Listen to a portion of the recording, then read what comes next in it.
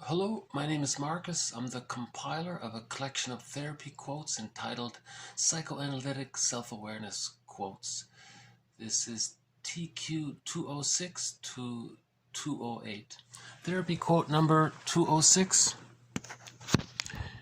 Implicit in the conceptions of transference, projection, externalization, displacement, etc., is the idea that transference involves a distortion of reality, as the relationship with the analyst becomes cast in images from the client's unconscious infantile past or infiltrated by the client's endopsychic world of internal object relations. This idea was made explicit in Sullivan's concept of parataxic distortion, a process by which a present relationship is presumed to be warped by earlier ones. So this is a follow-up to the previous video. In 205 there was reference to parataxic distortion. I think here 206 adds to it. So he phrases it how the past warps the present, distorts the reality. So there is that repetition compulsion aspect to transference. There's an unconscious inner conflict in the child. The child has this internal object relations, which is referred to here as an endopsychic world of internal object relations. Endopsychic means it just comes from within the psyche. It's within, built up from within. So it's unconscious, you could just say unconscious, from the unconscious world of internal object relations. Again, these are the memories.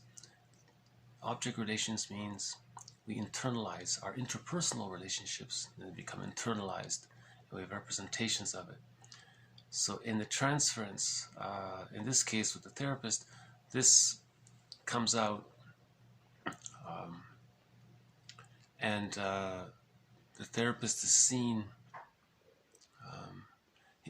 the reality of him is distorted to some degree, to the degree the client is projecting. He needs to project, or wants to project, or is able to project. In the therapy situation, he wants to heal, so he feels safer with the person, so it's more likely he's going to project.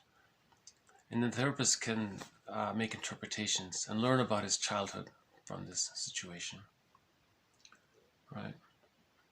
So the main idea here is that there's a transference distorts reality, projection distorts reality. Someone called it a secondary delusion, to make it clear, right? And this idea of it being warped, your perception is warped, right? I think in one movie somebody said that somebody saw her present through the haze of her past. She regarded her present through the filter. It was filtered. The haze of her past, the confusion of her past, acted like a hazy filter, and then the present wasn't seen clearly. Something like that. Okay, 207. Psychoanalysis, that science of mental life which is built on the observation and understanding of the ever-recurrent cycles of repetition in human behavior. Our standard observational setting is the psychoanalytic situation. The analysand's repetitive behaviors in that context are called transferences. Because we impose a dyadic transaction on our data gathering, most of the transferences we have the opportunity to observe necessarily reproduce ways of relating to others in the past. So the one idea here is that it's dyadic. So it's the client and the therapist. It's dyadic, just like the mother and the baby was dyadic. So they call this the two-person psychology. So, and because of this parallel, it's inevitable that it's more likely that the relationship the baby had with his mother is going to be demonstrated in the relationship the client has with his therapist, which offers him the opportunity to provide interpretations, right?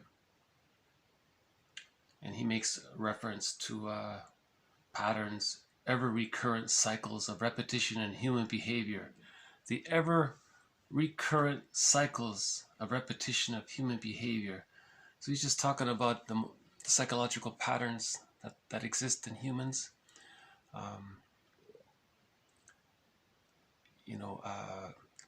One way of describing this is fairy tale motifs and mythological motifs. These are sort of set patterns that occur. Yeah, and again, he's emphasizing that what's happening in the two-person situation is the opportunity to observe the client's past and the present, and that's the transference. In other words, 208, it is the childhood past that clamors for repetition in the transference. It is the childhood past that clamors for repetition in the transference. That's the theory. That's the theory. When there's a trauma, usually some kind of a developmental trauma, right? For example, the splits didn't get healed to form whole object relations. A person wasn't able to go through the developmental process, right? The stage of symbiosis from birth to 6 months, and that was like a psychic egg, and the person hatched from that egg between this age of 6 months to 36 months. And then you have the phase of differentiation, where he recognizes that he's different. He knows where he begins and where his mother begins. He knows where he ends and where his mother ends. So there's that differentiation. But from birth to 6 months, it was the stage of undifferentiation. It was all blurred there. And then at 6 months, he recognizes psychically the difference. He's supposed to anyways, right? If he doesn't, he may end up with a symbiotic character disorder and constantly recreate negative unions with other people. After the differentiation phase, he starts to practice himself, like getting to know himself. He's learning things, playing with toys and whatnot, and then the mother's around, and so he feels safe to do that. Then he explores a little further outside the mother's reach, but then he'll return for emotional refueling as needed. And this is the rapprochement sub-phase. He leaves, but then he comes back. He leaves, then he comes back, right? See, if there's arrested development there, right, then that can be a pattern in a person's life. He tries something and he runs. He tries a little bit. He tries a new hobby. He gets afraid, and then he runs back and gives up to be loyal to mother. He tries a new hobby. He's scared. So if arrested development occurs in the rapprochement subphase of the separation individuation process. See, here's the terminology issue. Masterson calls this the borderline disorder of the self. He's referring to this one. So Masterson's use of the term is completely different from how other people use the term. His is more helpful, I believe. If arrested development occurs prior to that rapprochement subphase, if it occurs during the differentiation or the practicing phase, or even in the symbiotic phase, in those earlier stages, that's the narcissistic pattern, right? I mean, if it occurs really, really earlier, even before that, now you're getting into theories about autism and all those other things. But, yeah, I don't want to go there. I'm not going to comment on that. So scratch that last comment. I don't.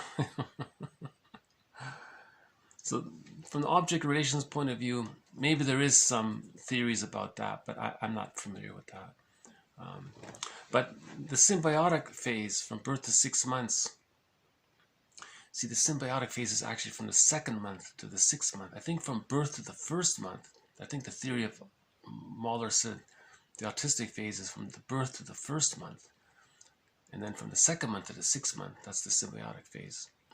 But just generally, if there's arrested development in the symbiotic phase, that's the narcissistic pattern. And depending on how, a variation of that is the symbiotic character disorder. Right? And they're always in a negative union with people. These are the people that are always in conflict with everybody. Because when they meet someone, they're projecting negative mother onto that person, or they've identified with negative mother and they've projected themselves onto that person, and then they can flip back and forth constantly. So they're trying to recreate, master that trauma of the negative symbiosis, try to work it through to get to a healthy symbiosis, you see. So it's interesting about how the psyche is trying to heal us through this repetitive reparative attempts. I think we need to be aware of this, and so that it doesn't go awry. And it does go awry with, as we described in the previous video 205 about all the infantile defense mechanisms. That's when it goes awry, with splitting, projective identification, externalization, displacement, controlling the other to have a constant source of an opportunity to deny your annoyed feelings and externalize it outwards. So the split remains.